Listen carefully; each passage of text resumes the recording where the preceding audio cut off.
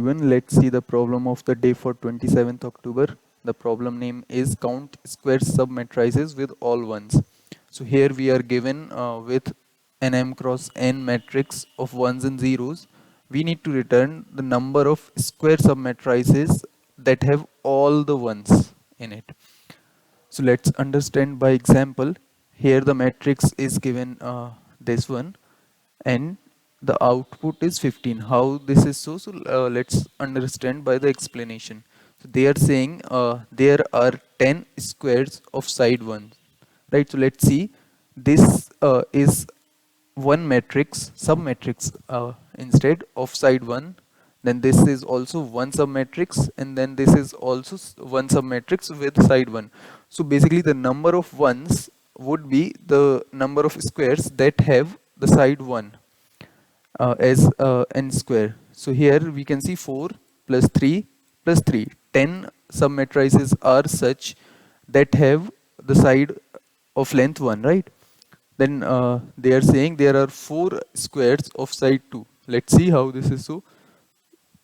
So if we check from here, then this would be one side, and down here this is also one side, and we can similarly see this is one line and one line. So this could be 1 1 1 1. This is one submatrice with the length 2. Similarly, from here we can form a submatrix with length 2, and similarly from this index 1 1 1 1. This is one submatrix with length 2, and similarly the last one would be from these last 4 ones, right? 1 1 and then 1 1. So that's how there are 4 squares with side 2. And then finally one square is of length 3, which is this one. If we start from if we take these 3 ones, then these 3 ones, and then these 3 ones, so we'll have one square with the length 3. That's how the summation is 15, right? 10 4 and 1. So this is the problem.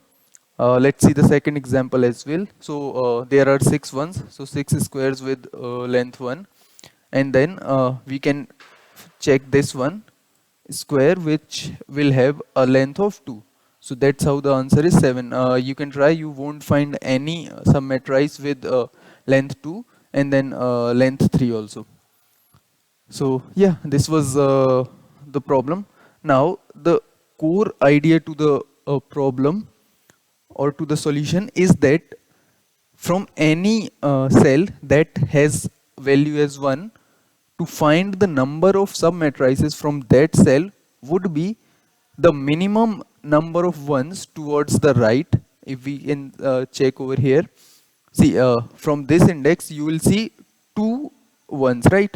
And then diagonally also you will see 1 and then 1, 2 ones, and then downwards also you will see 1 and 1, 2 ones. So the minimum number of ones towards these 3 sides is 2.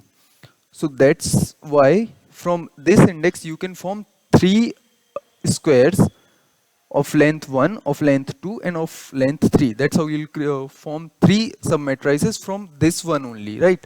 Then you can check from this one, then you can check from this one, and so on and so on. And this is how you'll keep on computing or adding those numbers, and then finally you can return the answer. Create an answer variable. Initially it would be 0. Then let's calculate the n. For simplicity's sake, let me rename it to be mat only. Now as we have discussed, we'll iterate through all the cells. So let's do that.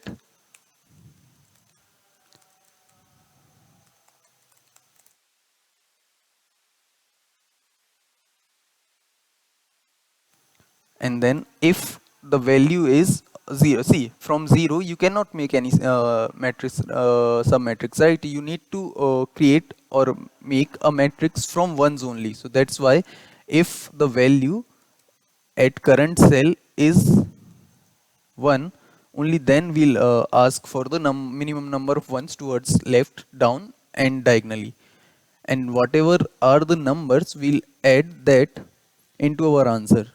So let's write a solve function and pass this ing. So whatever minimum number we are getting, we'll add 1 to that. Why this 1? If we see here, we were getting the minimum number of ones as 1, but we were able to create two matrices, right? For 1 itself, and then 1 for length 2. Fine. So we'll add this into our answer, and finally we'll return that answer.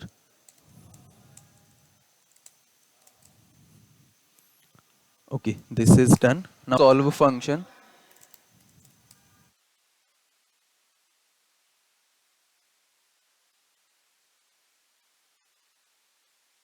Let's write the base case. So if I any times crosses the limit of this matrix, or j crosses the limit of this matrix,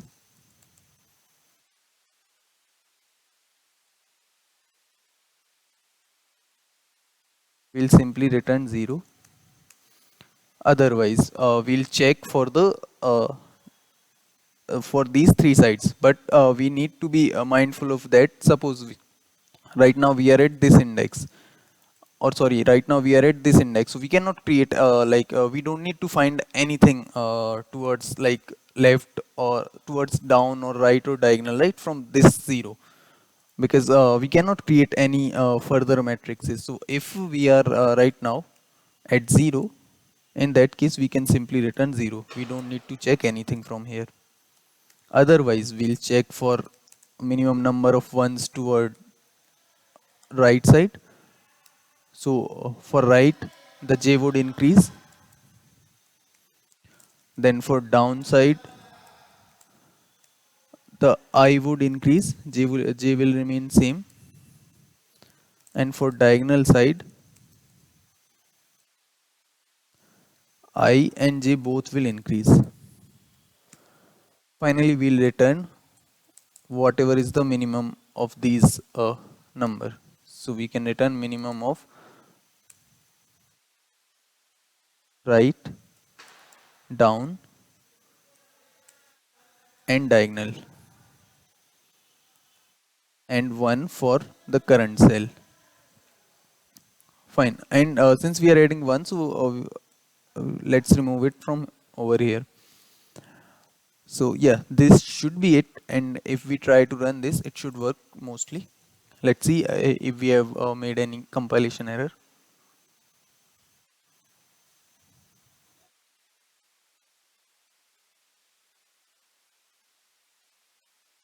Okay, it should be 0.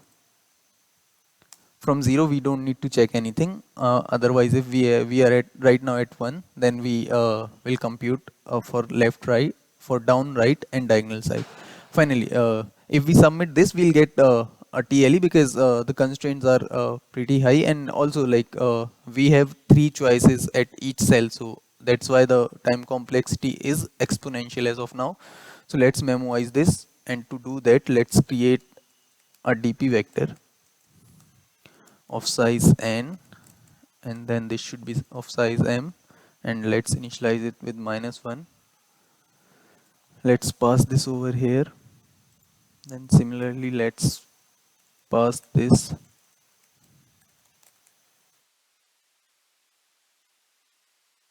over here,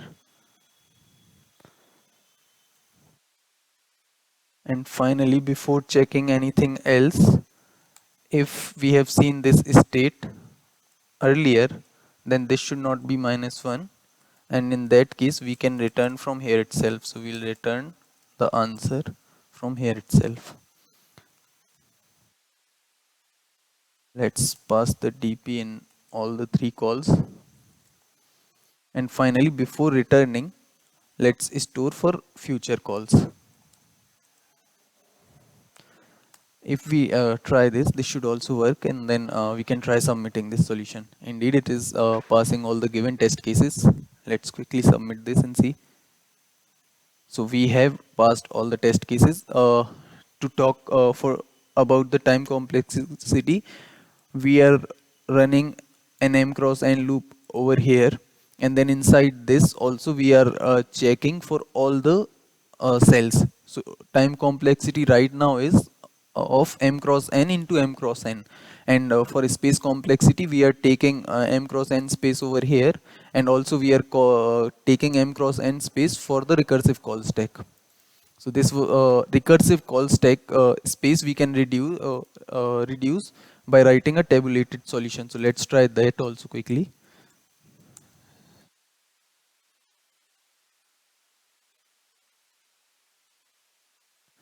Fine, let's create all these variables over here as well, and let's initialize it with 0. So now whenever we try to convert our recursive solution to the tabulated one, we need to check for the base cases, right? Check for base cases.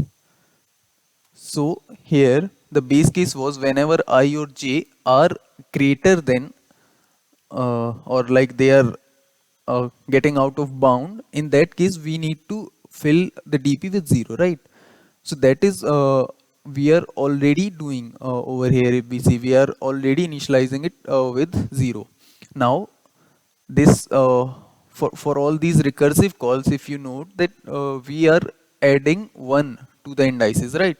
And this can like either we can write some conditions, or we can what we can do instead, that we can put a +1 over here. So in this way we'll never see any out of bound case.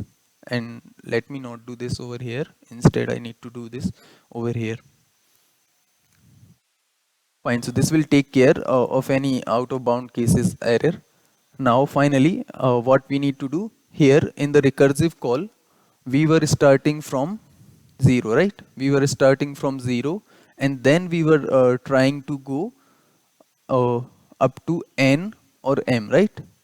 Because they were increasing. See, j were increasing, then I were increasing, and both of them were increasing. So this time we will reverse the flow. So now we'll start from n minus 1, and then we'll go up to 0. So let's write that. So I should start from n minus 1. I must be greater or equal than 0, and I should be reduced. Then same for j. So we have written the loops. Now simply we need to copy paste this whole stuff into the tabulated solution. So we have done that, and then in recursion we would have simply returned from here, but in the loops we won't return. So let's store this in the dp of I comma j, and then let's put an else condition for this.